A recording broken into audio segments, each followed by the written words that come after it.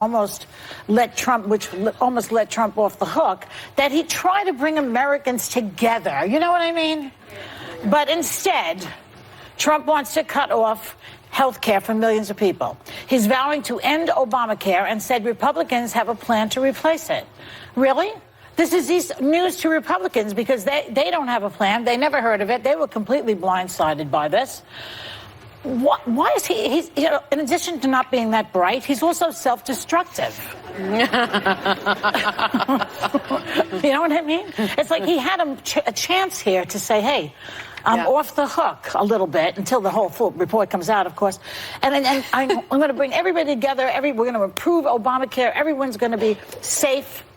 You know, instead he does this. Why? Yeah, I was thinking on, was it Tuesday night? I was like, he has had the 3 best days of his entire presidency.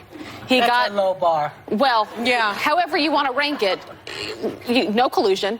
Avenatti's in handcuffs, right? Avenatti. The wall fight, he's still fighting. What a dumb political move. Dumb. It's dumb because this is the issue that won Democrats in the midterms, that gave them their win.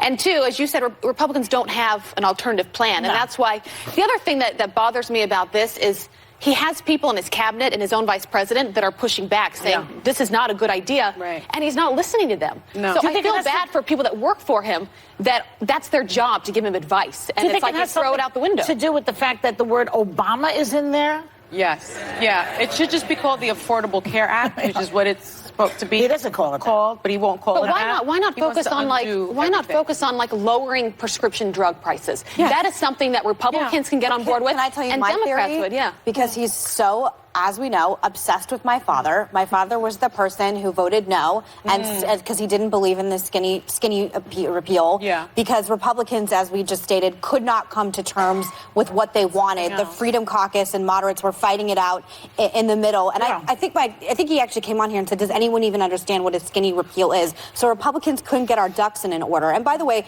there are many valid criticisms of Obamacare. Healthcare premiums rose on average 60%, in some states 100%, Iowa and Arizona 117%. We were promised you could keep your doctors. That ended up being a lie.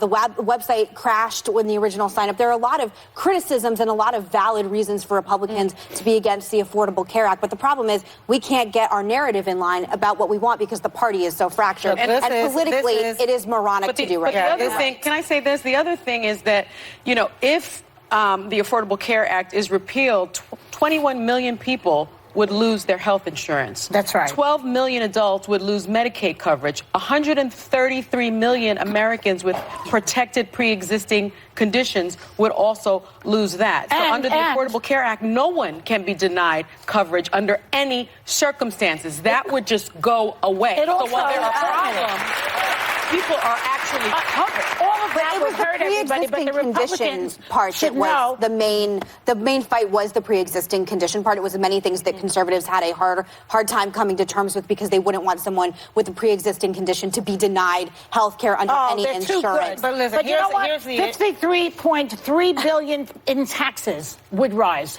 People would have to pay. So what are they gaining exactly by doing this? They're not gaining anything. Because people are going to have to go back to the emergency rooms. Yeah, go ahead. Out of the top 25 districts, congressional districts where there's Obamacare signups, 12 are represented by Republicans. It used to be more because it used to include my district, which was represented by a Republican, and is now represented by Donna Shalala, a Democrat who won campaigning on health care. It's like a number one or two issue, right? For Democrats, this is number one. Look, in 2018, Democrats focused on this like a laser. This is what was their issue. It won them the midterms in 2018. Right now, this is Christmas in March for Democrats, and they're going to use this in the campaign as well. They should. You're going to have people showing up with terminally ill children, with children with pre-existing conditions. You're going to hear with heartbreaking, real stories, names and faces that are going to turn into votes. Just really quick, but just to push back, what you also hear, like in my home state of Arizona, is premiums going up over 117%.